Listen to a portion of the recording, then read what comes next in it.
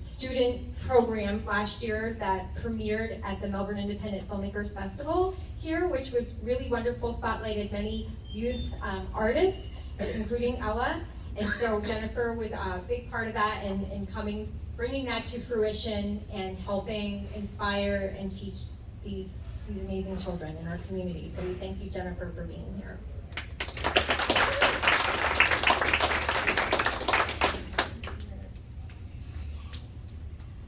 Scott Levin. Scott, it's a pleasure to have you here this evening. I've known Scott for a few years now, and it's just amazing how I feel like we're magnets in a sense. We get pulled to each other, and I feel like this room in general, just everybody coming together, the diamonds in the rough, so to speak. So it's exciting to have everyone here. Scott Levin, his professional career spans over 40 years, beginning as a photographer and production assistant on feature films. He would later become a multi-Emmy award-winning television producer. With many twists and turns along the way, some of Scott's accomplishments have included creative director of 2 24-hour news organizations, partner of a chocolate chip cookie company operating in the United States and Japan, and countless freelance jobs as a producer, editor, photographer, and videographer. One of his all-time favorite gigs was photographing rescue dogs, hoping the images he captured might help them find their forever homes. Scott currently lives on the Indian River in Cocoa Village, where he feels the next chapter of his professional life is only just beginning. Thank you so much, Scott, for being here. We look forward to hearing more of your story. Wonderful. And this evening we also have Bill Ronat. Please correct me if I'm wrong. Ronat. Bill Ronat, there we go. And this evening we have Bill Ronat, the partner in Brant Ronat and Company. Ronat has 42 years of experience in marketing, video production, web animation, and creative. Ronat's video expertise is wide, including half-hour program development, multi-camera fast action production, and sports programming. Ronat is also a writer and has been contributing editor to national video magazines, having written over 100 published articles on video creation and production, and has conducted training seminars in the New York area and Los Angeles.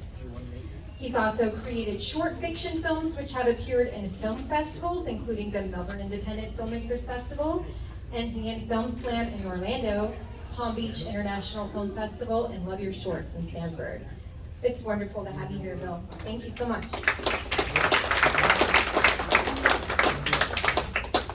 And last but certainly not least, we have Chuck Fresh. Chuck is a professional announcer featured on air in documentaries, audiobooks, movie trailers, radio and television commercials, on popular YouTube video, and in corporate presentations all over the world. In addition to his movie trailer announcer voices, Fresh has an entire stable of celebrity impersonations, character voices, and video game voices. I hope we get to hear some this evening. No pressure. Okay. Fresh wrote How to Be a DJ and published a voiceover training program, and is also a published author and a professional copywriter. I'm super excited to have you here, Chuck, and great to meet you. So I'm going to go ahead. Before we do that, there are 2 announcements I know people want to make, so let's let that happen. Oh, all right, I don't need that.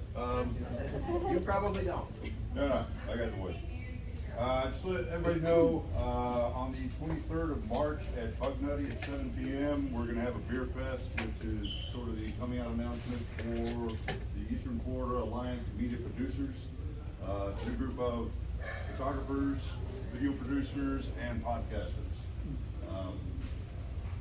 Want to know a little bit more information, you can go on Facebook. We have a Facebook group page up. It's Eastern Florida Alliance of Media Producers. But if you don't want to read so much, come out to Bug Nutty at 7 p.m. on the 23rd. We get beer and wine, we get discounts on the drinks. I'm going to go ahead and add a couple other things. First of all, I'm not sure if I even introduced myself, but I'm Sherry Taylor. I'm your Melbourne branch coordinator, and I serve on the board for Women in Film and Television in Florida. So I'm a voice for everyone here who's a member, and I love helping bring opportunities with our events to help you connect the dots along the way on your journey. Also, I wanted to let you know that as a member of Women in Film and Television Florida, if you're not currently a member, we have branches all across the entire state.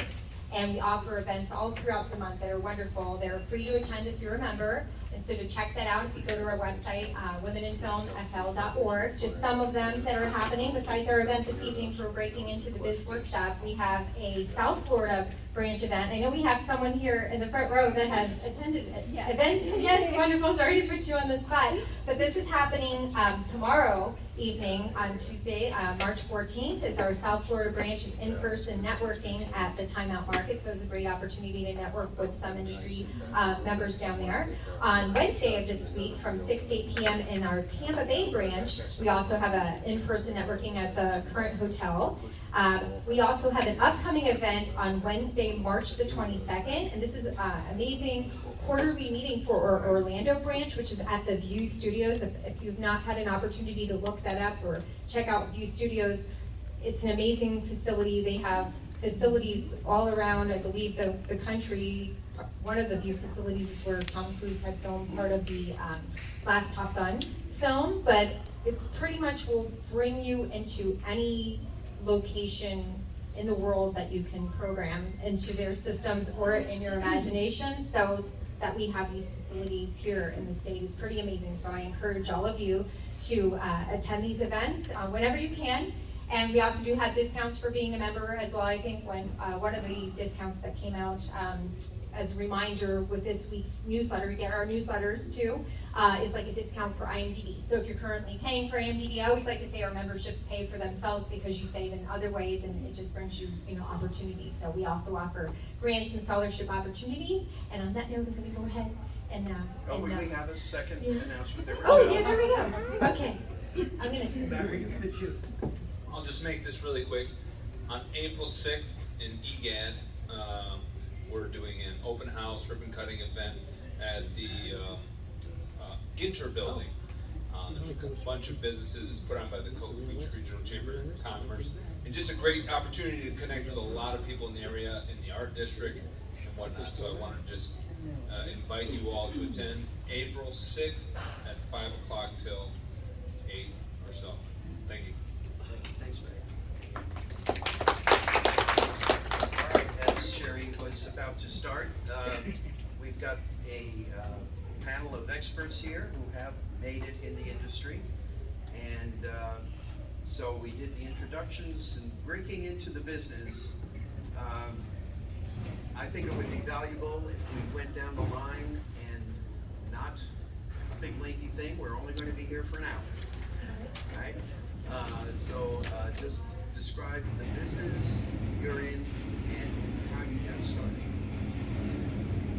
I'm going to pass along the microphone. So again, my name is Lee, and I am in the business due to my daughter, who came out, was born the opposite of my husband and myself. So we're like behind the scenes people, and we don't like to be seen. I'm a journalist, so I like my byline, like my name's okay out there, but I don't really like, I'd say I dress for the newspaper. But I didn't have a choice. I had a child who loved to sing and dance and perform. And so I, being a journalist, an investigative journalist at that, threw myself into the research of this industry. And so I'm not just a parent to a child actor, like way beyond that.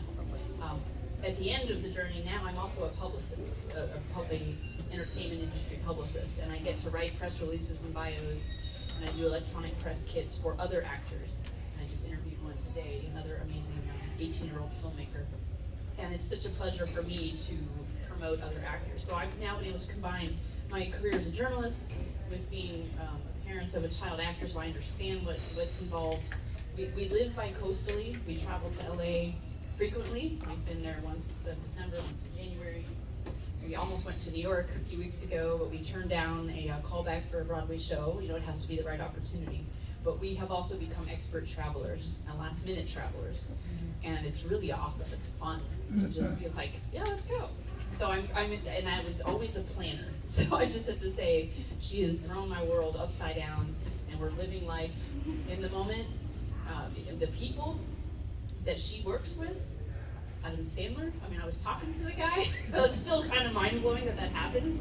And all the other actors, John Stamos hung out with for the day and whatnot. Anyway, I just want to say, you know, we're very humble about it. They're just humans like us.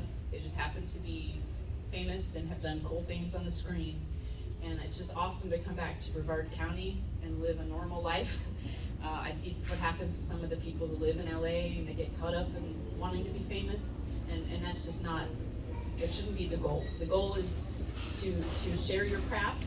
If you're a filmmaker or if you're an actor, you're all storytellers, as am I as a journalist. And so it's just awesome to be in this industry. She just turned 10, Ella, last week, and she started when she was 3. So we're 7 years in, which is mind-blowing to say, you know, we're 7 years in this industry, and it's super fun.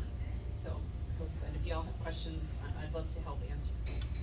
Pass that microphone to Sherry, and we'll use the one that's laying in front of Ella. Ella, can you tell us how you got started? How did you get into this business? What got you into it? I don't know. Is this on? Okay, there you go. So, I mean, I do a lot of things. I do acting, I do beads, I do art, but I do so many things. And acting is definitely my favorite. And I don't know how I knew at age 3, but once I got on that stage, I knew this is awesome. I love this. This is fun. I get to perform. I get applause. And I've always loved making people happy. That's my most favorite thing to do. And on stage, I feel like that's when I really can make people happy. I can really express everything. And I really enjoy what I do, always. Thank you. Where do you go to school? I do homeschool. I do Florida virtual school, and it's very easier. It's easy for me to do because if I have to travel, I don't have to miss anything at real school. So I can go. Yeah, I can go to California for 3 months and still be able to bring my computer and do my homework, and I'm still good. Yeah. Thank you.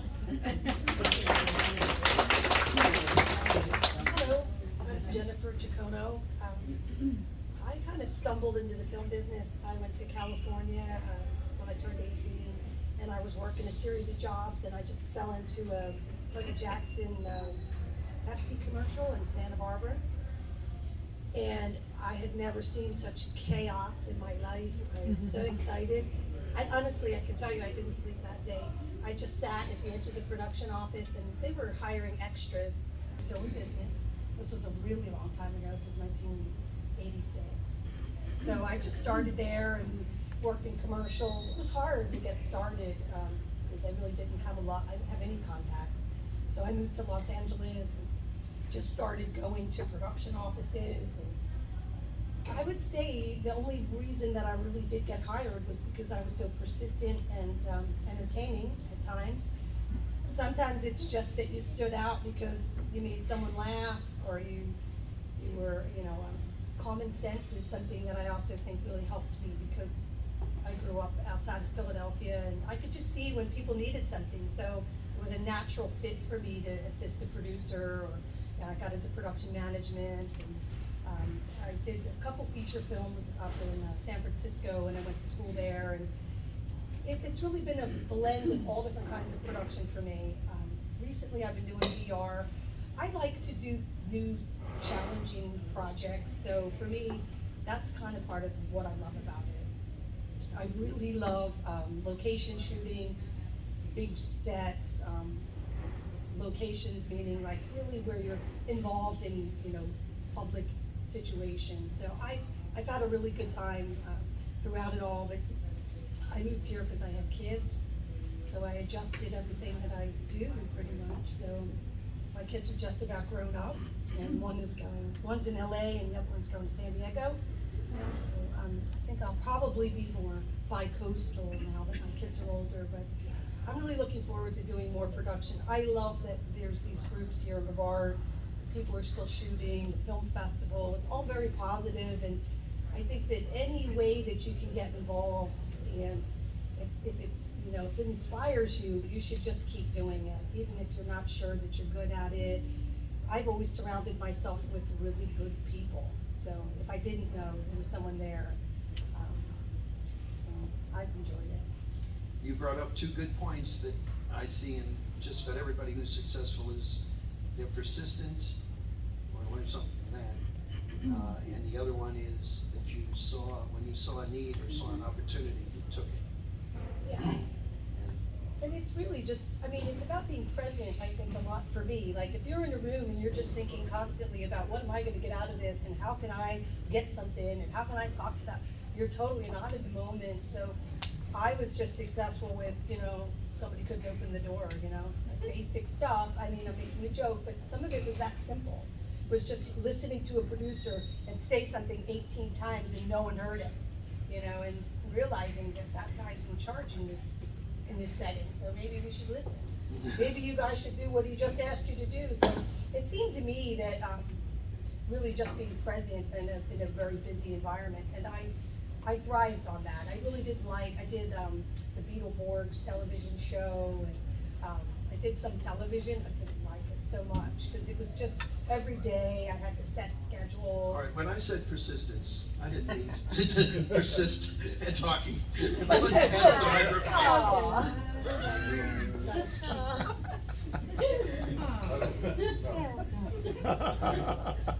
Okay, we're gonna have a Q&A at the end.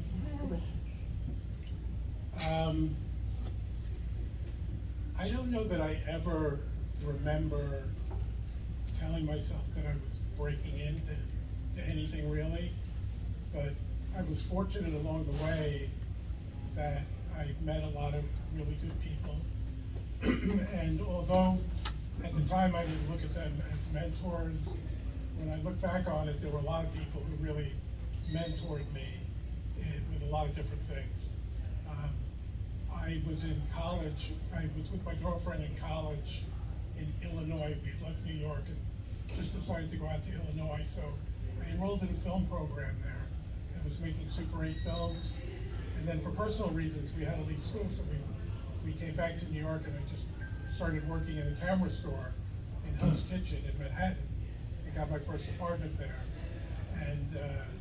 And other than meeting a lot of different people who came into the camera store, there was one person in particular, his name is Mike Edwards, and Bill actually knows Mike Edwards from when he was living here in Florida.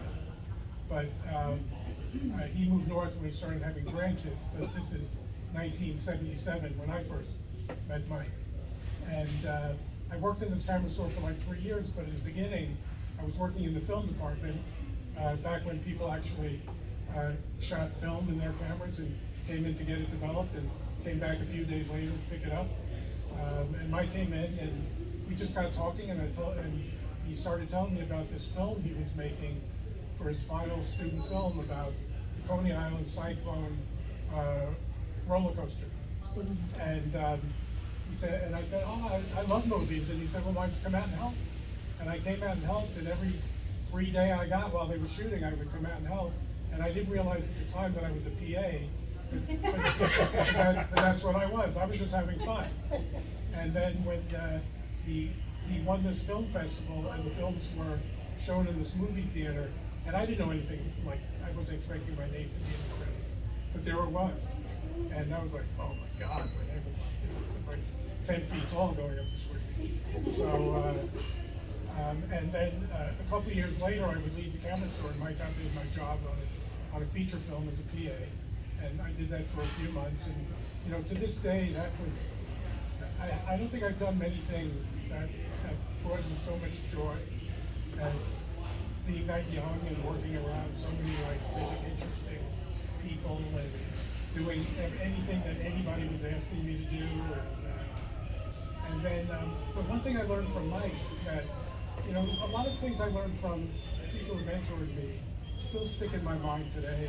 And one of the things that he told me was that there's pretty much nothing that I can't do. That he said it's not undermining what anybody else does, but he said that you can really figure things out if you really want to. And right after that feature film, somebody who I'd been taking photographs for asked me if I could make a film. And not having done it before, I remember something else Mike told me, that he said, you don't really have to tell people that you can't do something if they're not asking you to do it right then. So I said, so I said, sure, of course I can. And I thought that Mike would make it, and then I would just work with it. And so anyway, I ended up directing this film, but I just followed his instructions. He got me the crew. He said, make sure you pay them their union wage. Make sure, he showed me how to budget the film. And so that was like a real beginning. And then I'll fast forward that I did get involved with this company with my partner and his girlfriend. He was the AD on that first feature that I worked on, and that involved selling chocolate chip cookies. And I won't get into a long thing, but we never made any money, but we did end up opening a store in Tokyo, but it didn't work out financially. And then I just started freelancing after that. I went for photography, I freelanced for a while, and then Mike, this is another common theme in my life, is that I think that in just showing up, and which I was always told to do, just show up, and if I was always told if I can't show up on time, show up early, and just keep meeting people who just kept coming back into my life, like years later. Sometimes it was like quickly, but sometimes it would be 20 years later, people would come back into my life. And Mike and another filmmaker started a production company. They asked me to be an employee in their company. And that's where I learned how to shoot professionally and edit and write scripts and produce and direct by watching these people. And they gave me the opportunity to just develop my skills. And then I just was freelancing afterwards, after I left them. And this is kind of like things that just would happen to me. And I'll start to wrap this up.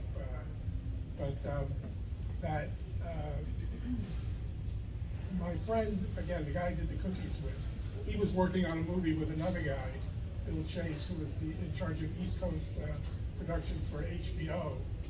And HBO was starting this thing called the Comedy Channel. It was a 24-hour comedy channel where all the shows went out live to like the entire country. It was their first attempt to get into basic cable. And he told my friend about me. He said, just tell him to get hired as a PA, and in a month he'll be a producer. And I got hired as a PA, and the details are not important. It's kind of strange, but I did become a producer in original programming. And now I'm a PA one day, and now I'm shooting a daily show for kids with 3 cameras and all the union guys, and I have an office, and it only lasted for a year.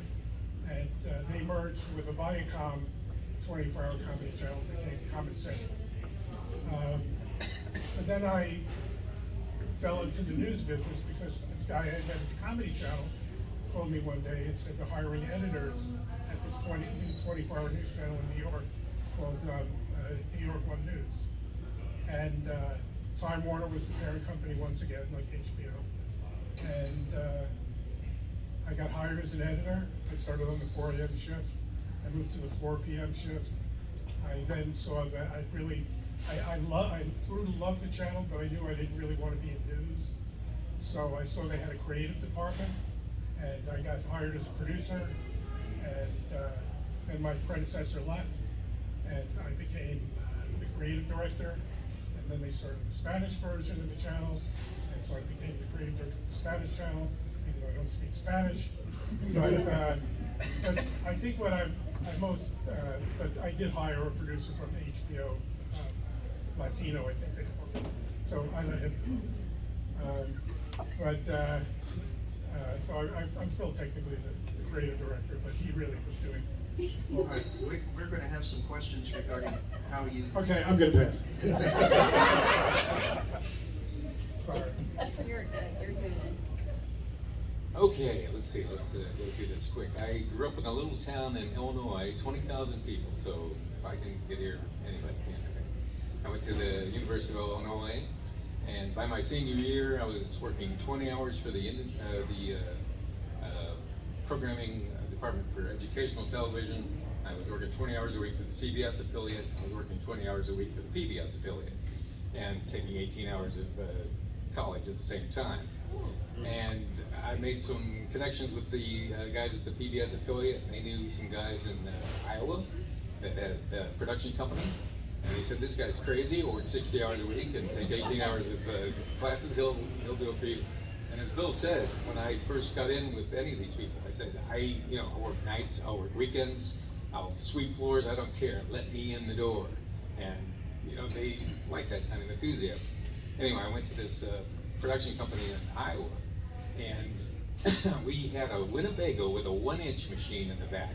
If any of you have been around since this was 1980, and people had just started going over from film. We went all over the country shooting commercials out of the back of this Winnebago, and we were working 12-hour days every day. We'd be in Madison, Wisconsin on one day, and then we'd have to drive to Kansas City and get up and go do it the next day. It was great. And then the University of Iowa Hawkeyes went to the Final Four, and suddenly basketball was huge in Iowa. So the station manager of the place that I was at put together a 5-station network around Iowa. We were doing 20 games a year out of a multi-camera truck. And I was directing all these games and also doing the coaches show, the half-hour pregame show I was working 80 hours a week again, and loving every minute of it. I slept in the damn studio many times because it was just crazy. And I did that for about 7 years, and I put together a pretty good reel. I sent it around the country in a place out of Cape Canaveral, Communications Concepts, if any of you have heard of that place. Yeah, he was there. And so I became the production manager there, and did all kinds of commercials and directing and producing and production managing, and did that for about 7 or 8 years. And then my significant other and I started Grant Ron & Company, and we've been doing that for 30 years. And I'm the luckiest guy in the world because I get to do what I love and have my whole life, which is pretty darn cool.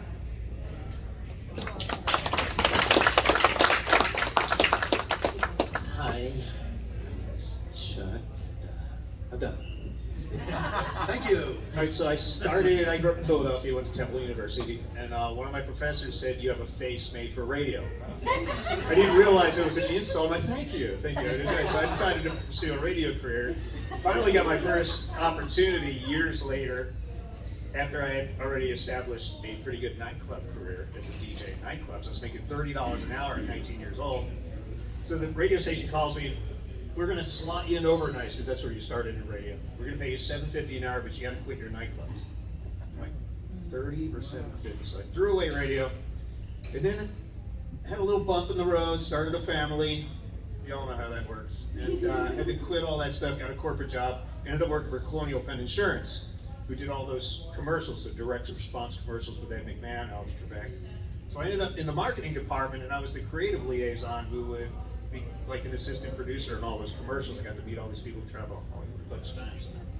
I thought that was pretty cool. I was a lot cooler than DJ. So one thing led to another. I ended up moving to Florida, and I was unemployed, didn't know what to do, and YouTube was just starting to come up. Said, well, I can do this, and a little bit of production experience. Let's do some YouTube. So I did that with voiceovers, and eventually turned into a voiceover career. And I call myself, I'm a professional YouTuber. I pay my mortgage with money I make from YouTube, which is ridiculous and insane that you can even do that. So, yeah, I'm blessed as well. Yeah, it's a crazy world, but I'm happy to be where I am. I've written a couple of books. One was published. I'm a national voice talent. I'm still not national voice talent. I do a lot of announcements for Sirius XM Radio. I do sugar, all kinds of stuff. I don't take your time, but thank you very much, and no questions. All right, let's. No. Please, Afterwards. No, I'm not on the panel. I've got some planned questions. Yes, I am. And I'm thinking about taking it to the EGAD. That's where I was thinking about having sort of capturing something with the art district when we do it. Kevin has a photography studio down there, and I've been talking about shooting it down there. We were in the throes of moving back. When she's like, hey, we're doing this, I'm like, I am up to here in Boston. Okay, well, we've got another opportunity. And now, Glad to have you back. The best part It's of good that to be was that home. all the films were all shown in the film festival, and honestly, it was such a bonus. So anyone that got involved really did get to show, at least enter the film, but they all were accepted into the film festival. And what she's talking about there is the Melbourne Independent Filmmakers Festival, which both groups, BFAT and Women in Film, have been supportive of in the past. This year it's going to be the first weekend in October in this theater. So if you don't know about the myth, it's something you should know about. It will be celebrating its 25th year, which is a big deal in film festival world. Dr. Terry Cronin is the chairman, and he's also the vice president of BFAT. So if there is an audience question, we need to repeat it because it's hard for everybody Yes, to I'm hear. gonna step out here, maybe we can pass the mic or wanna come up so we can hear your question. The bald guy here. All right, and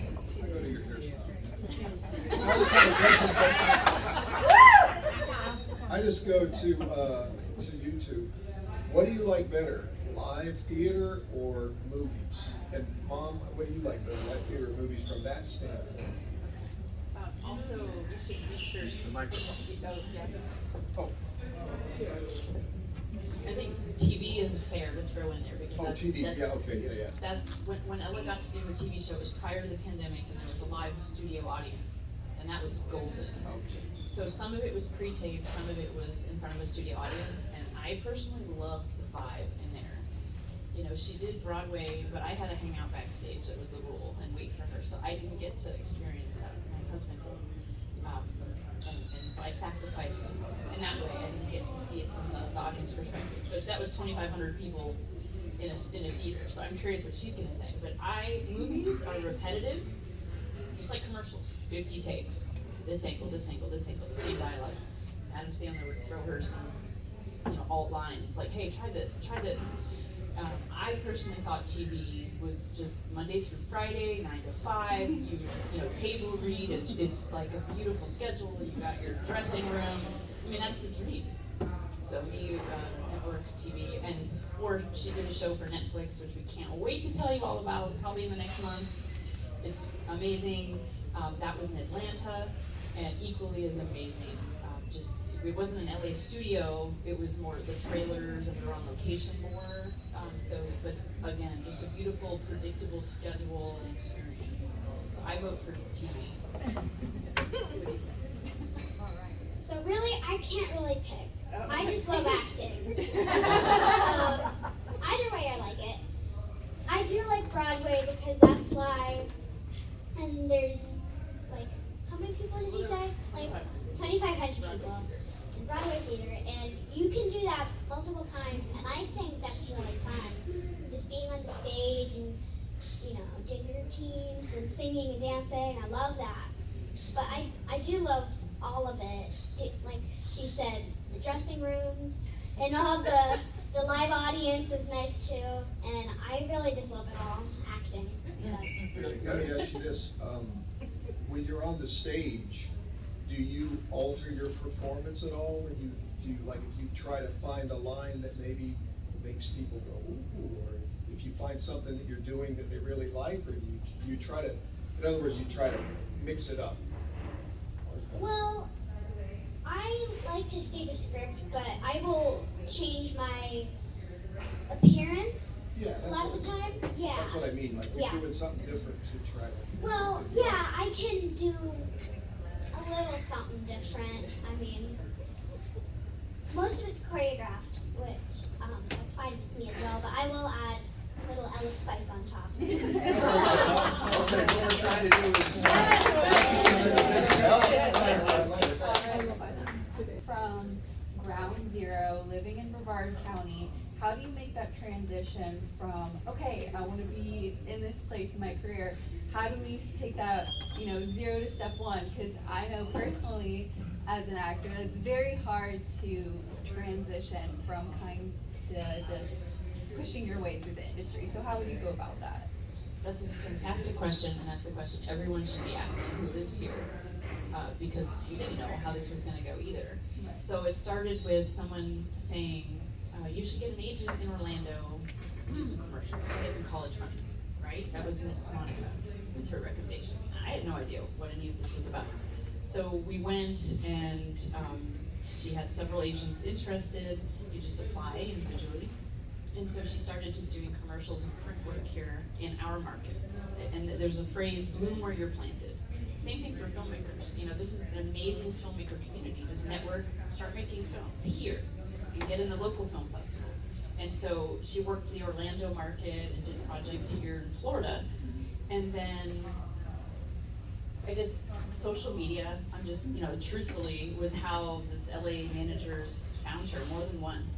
And there's a strategy behind it I won't go into, but it's just networking online. That was it, just networking, being nice, learning from other people, and then we started getting contacted. And LA is where you go when you're ready, and that means you gotta have some experience. You can't go there, or even Atlanta. I mean, we could talk about this offline because there's so much to it, but there's plenty of agents in South and Central Florida, a ton. There's more in Miami. But there's so much work here if you're not union, and that's a whole other discussion. Ella's a member of SAG-AFTRA. That means she virtually will never work in Florida again. There's very little work here. We know one producer is going to do a Christmas movie in Florida, and he wants to put her in it, and that's awesome. And that's from a relationship we have, from networking. So networking is huge. You being here tonight is a great start. We go to some of the Orlando Women in Film meetings, where we know the ladies who own Studio Lot Orlando. Ella, her first film was with them. We've known them since she's 4 years old, and they send her Christmas and birthday presents. We build relationships, and they're going to keep making films, and we're going to use her studio to do her films. So agents here, network here, and then you can start to build. We know people in LA, we know people in Atlanta. Maybe we can help. You know what I'm just saying? Having a relationship goes a long way. Okay. So if that answers. That's great. Go ahead.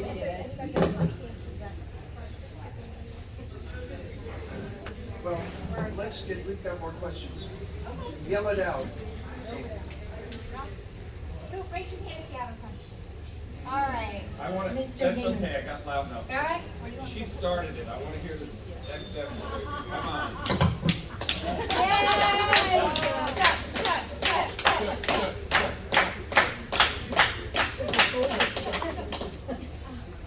Which one? The Sirius XM voice? Yes, please. All right, hold on. Well, just do the apocalypse. It's mostly studio stuff, so it's kind of.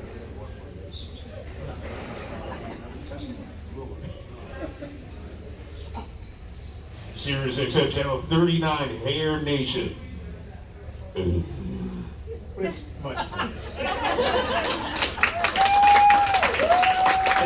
I do a lot of post-production on it. I do a lot of pitching and stuff.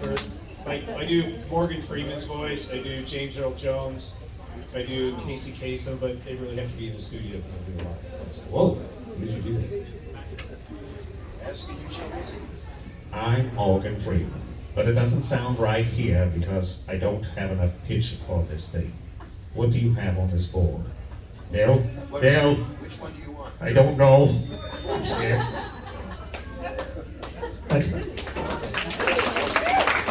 I mean, some better questions about breaking into the business. We want to know who breaking in. Right. I actually have one for you.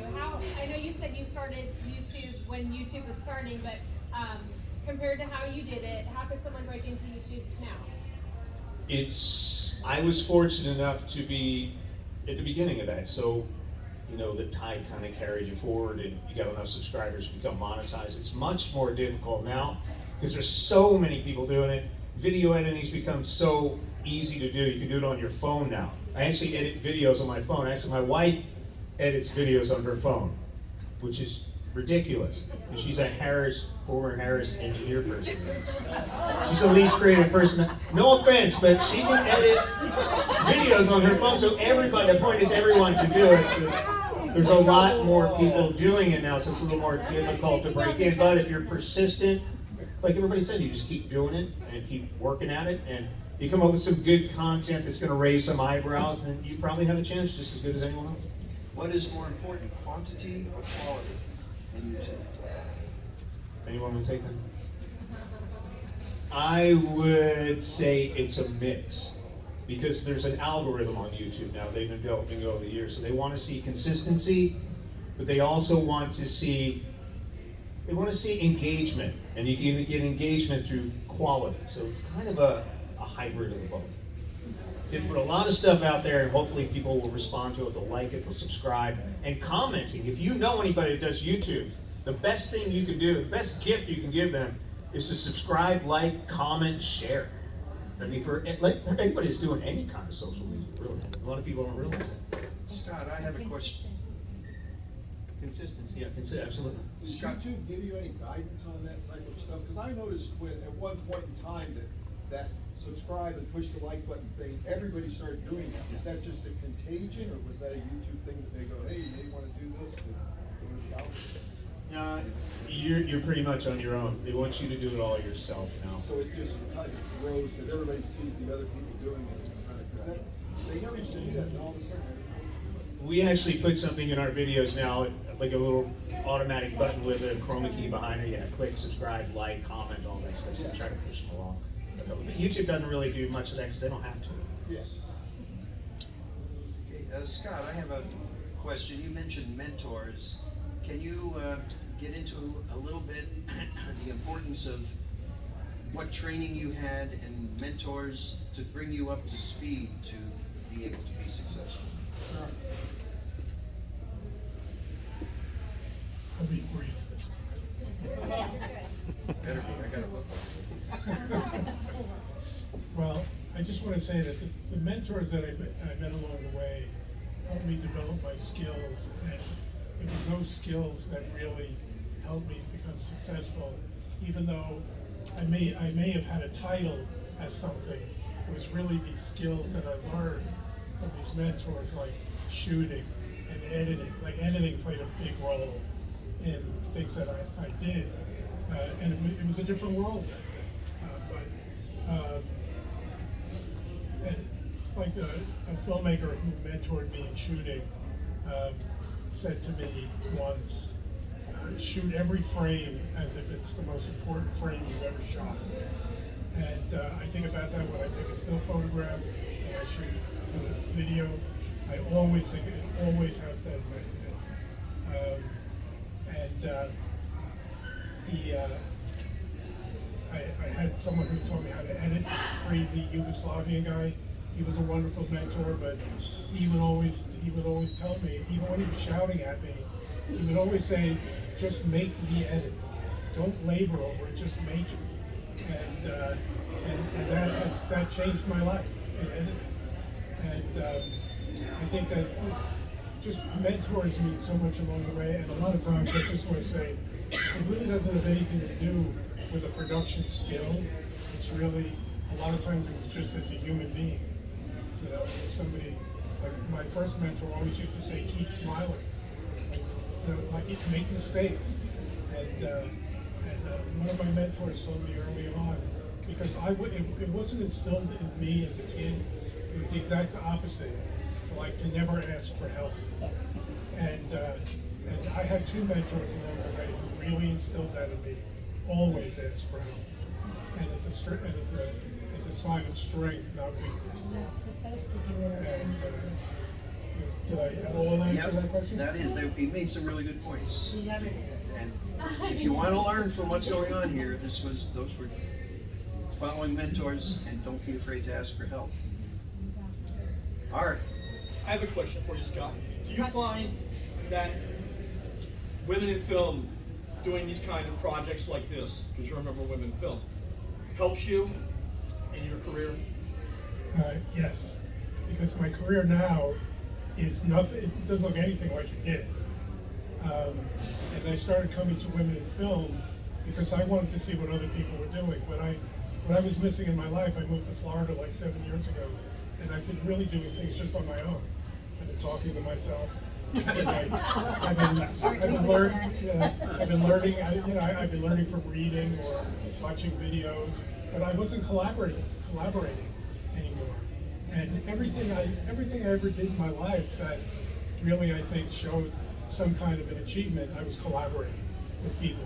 It was never something that just I did. It was everyone's part. So I think coming here to Women in Film was the beginning, and I've already sought guidance from members of Women in Film to help me with things that I'd like to do in the future. Because another thing that a mentor told me, I'm sure most of us have heard this, don't try to reinvent the wheel. And again, I look forward to coming to Women in Film because of the people who I meet, because you just never know. You just never know who you're going to meet along the way.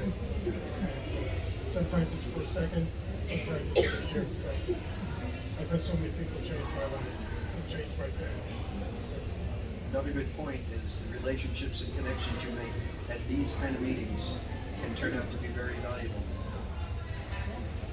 Bill and Scott, you guys are the senior members on the panel. I'm not on the panel. Yeah, we are. And you've got diverse experience. You started, Scott, at film, you with something called 1 inch. I'm sure that must be a recording format of some sort. But I have 4 machines that are 1 inch, so Zero. Still trying to figure out how they work. So, in a small market, you said you grew up in a town that was 20,000 people. In a small market, what does it take to be successful? We're in a relatively small market here. How do you break out in a small market? I have no idea. I can maybe expand, I can ask a question maybe off of your question though. Okay. Unless you have the answer. Well, no, I do have the answer, I just wanted to say Okay, it. so maybe this will help guide your answer, because I actually put something together tonight that is inspirational to me. I get like a newsletter from, a place called A Better Lemonade Stand. I had some little tidbits here. There's 7 of them, so I'm gonna read them here. Daily success checklist. Start something, keep moving forward, work hard, fail forward, take responsibility for yourself, figure it out, and make difficult choices. So with those 7 tidbits right there, would you say anything that sticks that you think of along the way, or something different? Well, the fact is that you have to keep trying. You have to come up with something new and different, and that's the hardest thing, really. In our business, we always start with a blank page, a blank screen, and people will say, okay, now, and a miracle occurs and suddenly something great's I don't really know what the magic is to have that happen. You just, dig down deep in yourself and figure out how you're going to make that project work. And as Scott says, if you don't get it right away, then keep at it, try something else, but never stop. Just keep pushing all the time. Well, a point that Jennifer, Scott, and you made was that you started at something, and you learned the point I hope you would bring out is there were a whole lot of different parts of the job that you learned along the way. You didn't just go into it. In a small market, you can't just niche yourself as one activity. You can, in LA, you can be an audio boom operator, and that's what you do your whole life. And nobody wants to do that if you've ever held a boom for a while. But the point is, if there's an opportunity, if you are something on a set and an opportunity comes up to help a guy move a light or hold a microphone or do something different, take advantage of that opportunity, because the more you know, the better off you're going to be, the more opportunities will open to you. And if you're if you want to be an editor, learn how to shoot. If you want to be a shooter, learn how to edit, because you'll know what that other person is looking for. And same with lighting or audio or any of these fields, because in a small market, you can't just be stuck in one little niche. I have a question on that. So, Yell it out. Oh, we got. oh, I can talk loud. Don't worry about it. Well, the people in the back, trust me, this is a bad audio Here you go, space. Stephanie. So, being that I have a person sitting next to me who won't ask this question, but I know she'll ask me in the car. If you want to be an editor, you want to do the shooting, and you want to do that, but you're, 14, where do you start? The programs now that you can download You can get are so DaVinci. great. DaVinci is fantastic, and it's free. Yeah, I mean, Just well, go into DaVinci, type in DaVinci, and it'll get you the program. It's an editing program. It's Wait, very. everybody can't hear you because it's If you're interested in editing, DaVinci has this. It's a full suite of editing. It's just amazing, and it's free. I mean, you can upgrade, but you don't need to upgrade because it's just got so many different things. So if you're looking to do that, you just go on, you type in DaVinci, and it will show you, and then you can download it, and then you can just start playing with it. And that's how you get started. a smartphone for video, Yeah. it's, especially if you're shooting outside, it's as good as anything. DaVinci is great. I believe it's a little more advanced though. For a 14-year-old, I think the best would be to start shooting with her phone, whether it's something like a selfie type of video or surroundings, and maybe she can film her mother. And then at the end, there is a free program called iMovie. Yeah. So you start there, and then you transition to DaVinci, Adobe. There are classes where you can learn that. But yeah, I think. learn by doing, and yes, Jennifer. I was just going to say and talk to Jennifer about this program she's going to do. So, Eastern Florida has a digital media program that you can take as you're dual enrolled. And also, most of the high schools have Adobe certification programs where, I don't know, what school do you go to? The School of Home. The School of Home, okay. Well, I mean, there are master classes online. I agree that these software packages are easier to use, but my personal philosophy is to, if you really want to learn to do something, you want to learn, probably in my opinion, with the Adobe products. I think it's a full suite, and it allows you, there's a lot of training materials. You can buy a course online for like $200, and it'll take her through all the modules and show her all the different software packages and how they relate to each other. She can always call Jennifer me. has a question behind. No, actually, I have a suggestion, and I know this because of Jennifer and Women in Film and Television. They did a PSA workshop, and the Coco Library has a very incredible studio setup. It has the software, it has a room for shooting cameras or movies, it has a podcast suite, it has a sound recording studio. So go to the Cocoa Beach Library because they've got a lot of the tools you want to get familiar with. Cocoa Beach or Cocoa? Cocoa. It's Coco. I got a question for the social, I don't need that. I got a question for the social media guys. Do you guys feel you get better traction from your supporters or your haters? Which one actually gives you better awareness and ultimately gets you growth? Both. Both. Because engagement is engagement, whether it's bad or good. There If they is leave no a bad comment there, press. if they put a thumbs down, no one cares. As long as they're engaging, your numbers start going up. So I love my haters. I like that they're funny. I mean, I like responding to it. It's like almost like a comedy show. But I love the haters. I love getting flamed. I do. And that is Felicia's biggest fear. She's like, if people are flaming us, they hate us. But I'm, no, we got to keep it going there. So I play, just real quick, I mean, to address that question too, I started doing stuff out of home too. Felicia's using iMovie. She's shooting with her phone, she's doing all that stuff on her. She does it herself. It's so easy. You can start there, that's perfect, and that's exactly what she's doing. She's moving to some more complicated stuff. But I'll tell you what, you can start just putting that stuff out there and don't worry if people hate it. Because that is a good thing. That's a great question, actually. Thank you for that. And regarding production work, before I forget to say this, that Brevard Film and Talent is, in past years, has done productions where we've used our members to be cast and crew scriptwriter, the whole thing, every part of the job. And though we haven't done one since pre-COVID, that is planned. So if you stay engaged with Brevard Film Talent, because we are doing more. Chuck, I'm going to ask you a question. What I'm hearing too, you're starting somewhere, doing things, getting engagement, but what about on YouTube when you're not sure what to put out there? I have a term for myself sometimes, and I have to always push through, but the term I use is analysis paralysis. You get stuck, and you think something over and over again, you're not sure what to do, but from other events and YouTubers that I've spoken with, I've heard, kind of just put it out there and see what sticks. And from doing that over the course of time, it seems to be things evolve. Would you say from where you started on YouTube and where you are now, has it changed a lot?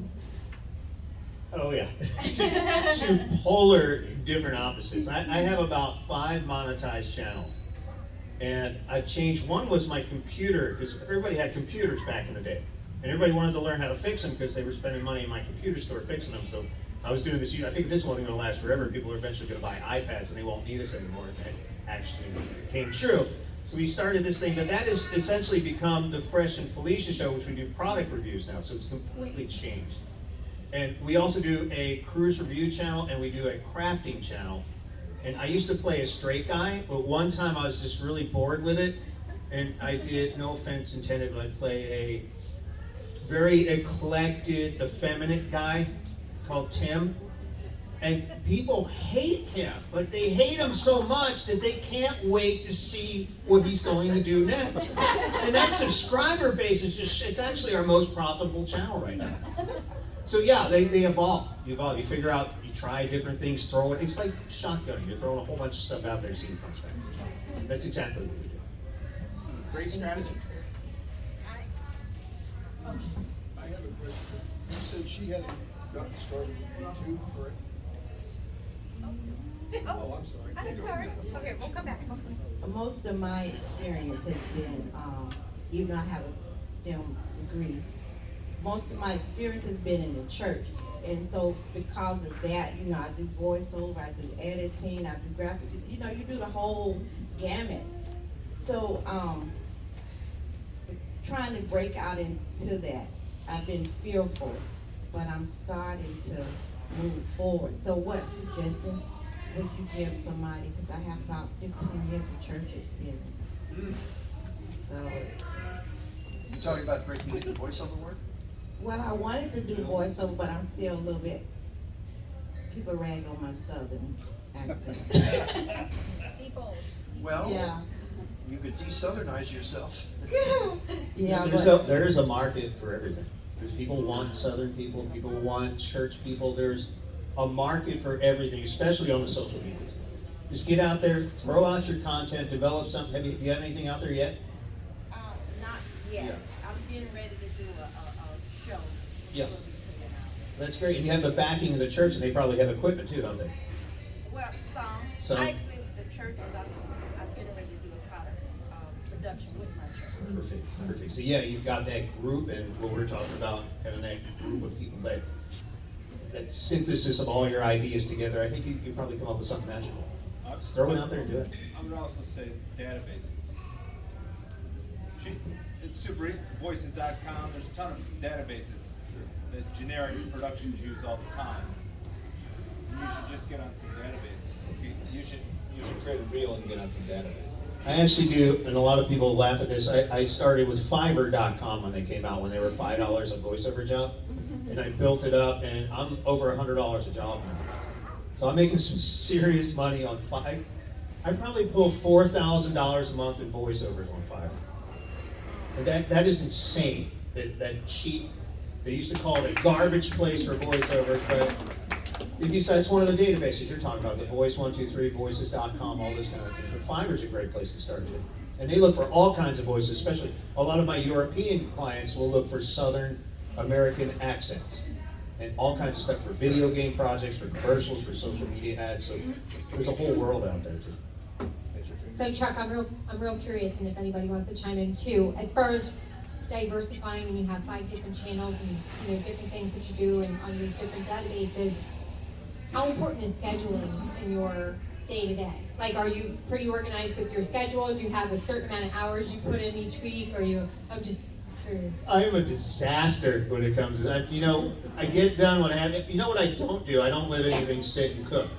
When I get a job in, I get it done that same or next day. Because it drives me nuts to have something just hovering over me, so I try to knock it out. But I'm a terrible scheduler. Felicia takes care of all that for me. Thank you, Felicia. And yeah, she reminds me when I'm dropping the ball, which is very rare, fortunately. But yeah, somehow I just get it all done. But that's a very important concept, especially when you start to get really busy. Yeah, I'm going to ask Ella this question too, because I know you have so many different artistic traits that you have, and how important is your schedule to you to help keep you, feeling comfortable every day, knowing what's next. Okay, so we wouldn't be able to do what we do without homeschool. Let's just put it that way. So instead of 7 hours in a building, she's doing her work in 2 hours, and then we're doing art, dance, acting, auditions. So you got auditions come in, you got to get on them right away. So that was a lifestyle choice we made when we started having to travel to LA so much. And we tried different things, and I'm not cut out for homeschooling. I'm going to admit it. I still work full-time, basically, and I'm just not a teacher, and I don't have a lot of patience. So the virtual school, we had tutors for a while, and they got expensive, and the virtual school is now working really well. And we put all of our funds and energy into her artistic training, right? So we go to music every week, amazing music teachers here in Brevard. It is a beautifully artistic community. It really is. I'm convinced we could not find better teachers in her disciplines anywhere else in the world. I stand by that. Ella's art teacher is here right now supporting her.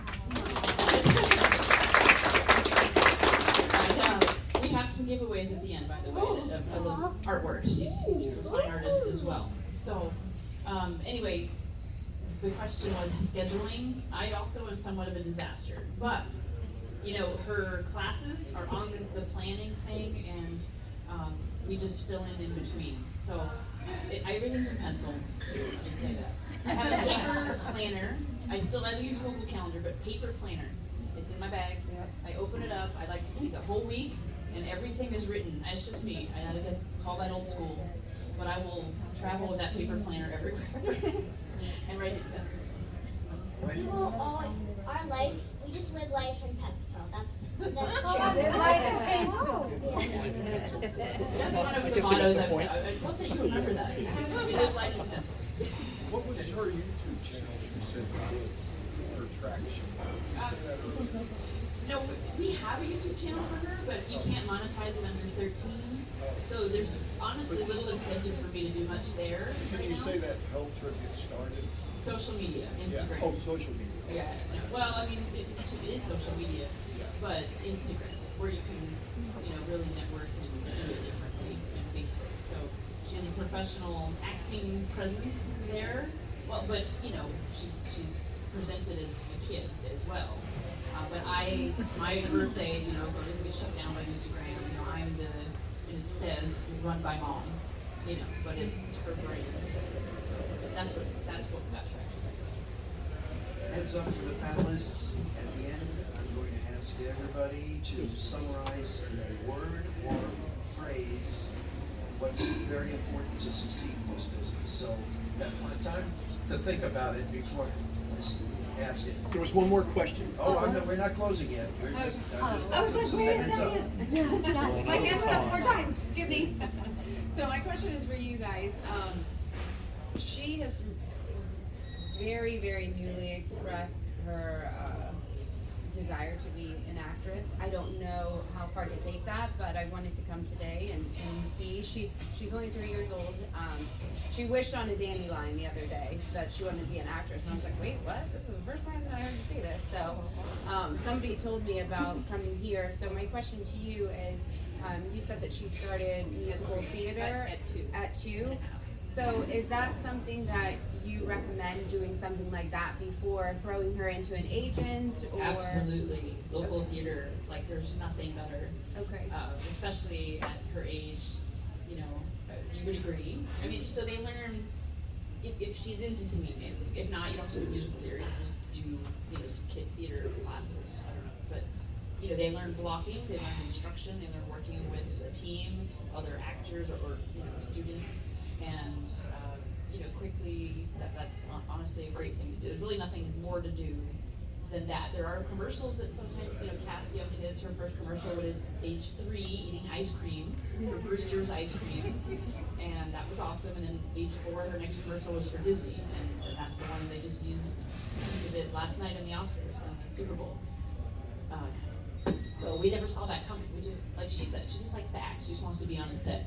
But at her age, you could try to get her an agent, but some of them will say not before age 5. They don't like to sign kids younger than 5 because there isn't much work, just to prepare you for that. Okay. But you could submit her to agents, but definitely get her in theater and let her go on a stage and play for her audience. Do you have a question?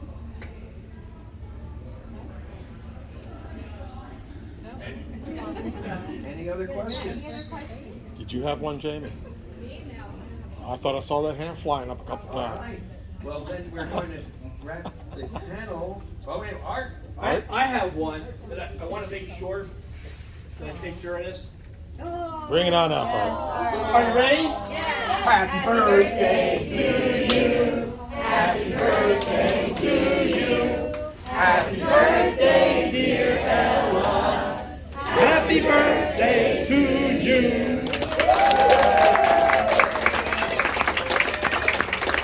Accepting the award tonight. That was very nice, Art. Thank you. Thank you. Okay, so going down, starting with Ella. How would you summarize what's important to succeed in this business or to advance in this business? And this isn't a word or a phrase, not a lecture. I'll go first. Humility. Even after booking a big job, you may not work again for a couple years. And so just be humble. Don't get ahead of yourself. Okay. You want to say something? Well, I think always to succeed, you always have to have fun and like what you're doing.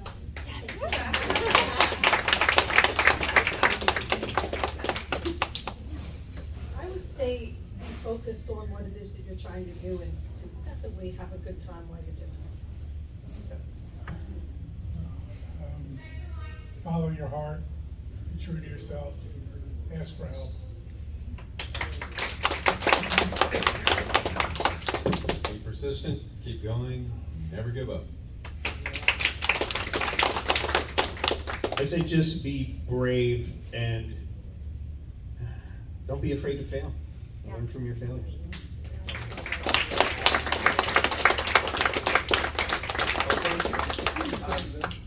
What? Sing.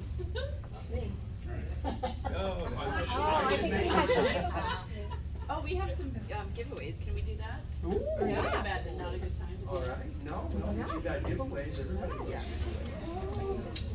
So, And what was this about singing? I was hoping that she'd give us a little song. Can you do? Acapella? Answer. Have you guys heard of Flowers? By Miley Cyrus? That would be the better question. We were good, we were gold, had a dream that can't be sold.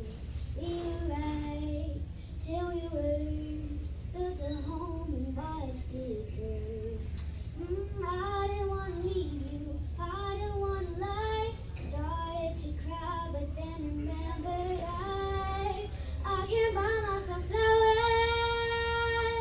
Write my name in the sand. Talk to myself for hours. Say things you don't understand. I can take myself dancing, yeah, and I can hold my own hand. Yeah, I can love me better than you can.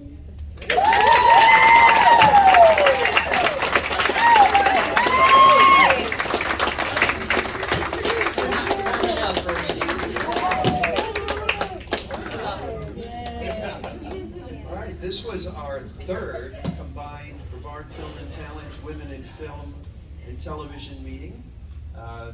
And again, it was very successful. Thank you all for coming out. Some of us, after this meeting, have dinner at one of the 2 restaurants, the Italian place there, or Hemingway's down a couple of stores down. So that's usually a lot of fun. We talk about different things. And is there anybody here who is part of the MIF concept planning group? No. Okay. Eric is doing a monthly podcast. Video podcast. And our next guest is Robin, is that true? Robin, I'm trying to get her on, but she won't come on until she has her hair done. So I'm waiting on that, but yeah. It'll be this.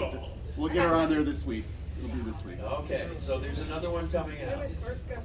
Bill, can we do the giveaways real quick? Yeah. Before just. Yeah, Art had something I have to one say. thing though, I forgot to tell you all, the women in film people, National Lampoon, I sent out a thing to all members. National Lampoon is looking for a script, okay, from an unknown person. Right? You gotta be a member of Women in Film. It's gotta be comedy. It should be funny in the first 10 pages. They have $3 to $5 million to fund it.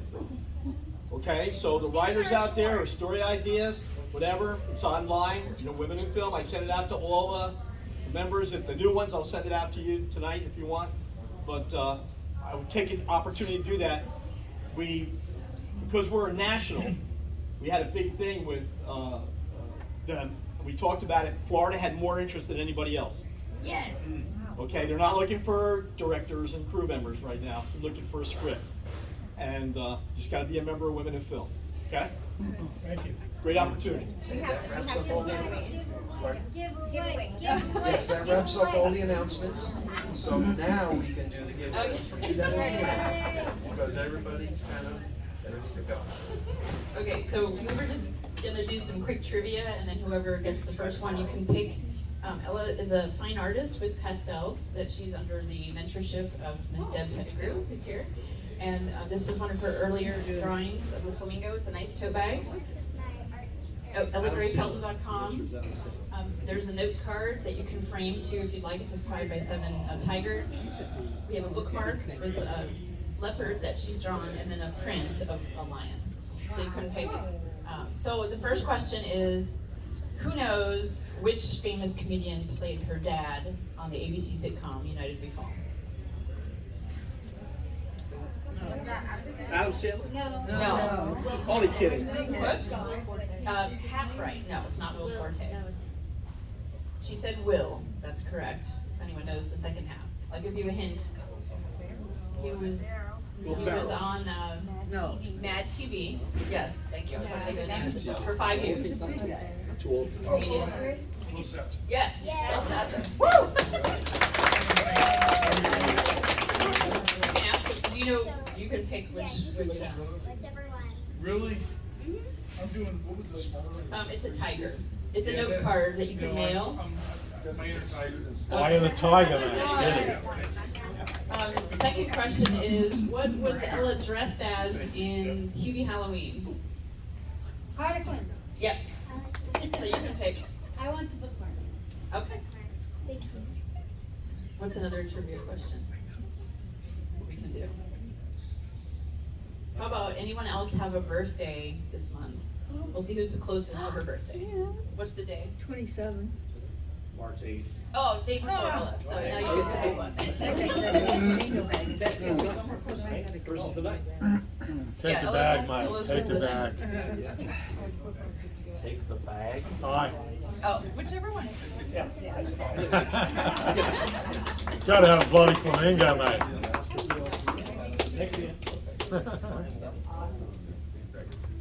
Okay, when Sherry read the bio, she said how many commercials Ella's done. Who paid attention? 100. Not 13. 18. 81. Yeah, there you go.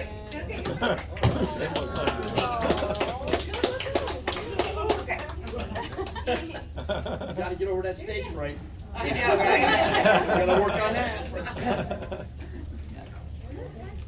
Okay, Sherry, do you have anything else to? What Major League ball player? No, we can't light the We candles. can't light the candles. Can't light the candles. Okay, I'm sorry. okay. But we can ask. Those are exploding cans. Yeah, for take home, yes. Made from C4. There you go. Simtech. Simtech is good. All right, well, Thank you.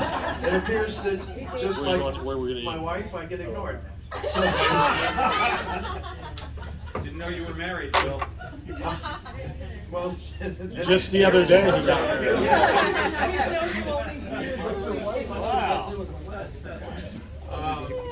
I have a couple of exes, so there you have it. Thank you, everyone. Only Sherry, two. Did you have anything you wanted to wrap up with? I'll just read this in just detail real quick. Again, those little 7 points that I read, and I hope this inspires someone here today. And I will say that all of you are amazing and have inspired us greatly.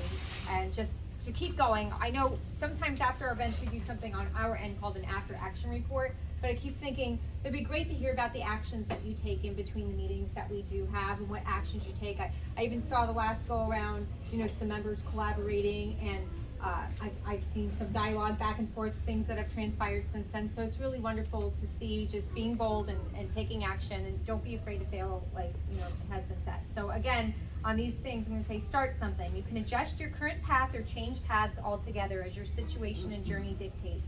But above all else, start something. Keep moving forward. The secret is progress. If you can make progress on a consistent basis, you'll constantly be moving towards success. Work hard. Miscalculations, bad decisions, smarter competitors, and market shifts are all acceptable ways to fail on your journey. You never want to fail because you didn't work hard enough. Fail forward. Every failure is a step forward. Every time you fail, you have the opportunity to learn something from it and ease anxiety when you do it again. That's progress in every sense of the word. Take responsibility for yourself. Take responsibility for yourself, your choice, your attitude, your actions, and your reactions. It's these things that you'll always have control over. Figure it out. Every day you'll face new challenges, closed doors, limiting barriers, and seemingly insurmountable odds. Figure it out. And last but not least, make the difficult choice. The easy choices, much like these easy paths, rarely lead you on interesting journeys or to the right destinations. Make the difficult choices and make them often. So, to your success. Okay? Thank you, audience. We're going to clean up and get something to eat. Could I see the new members that signed up tonight, just for a second?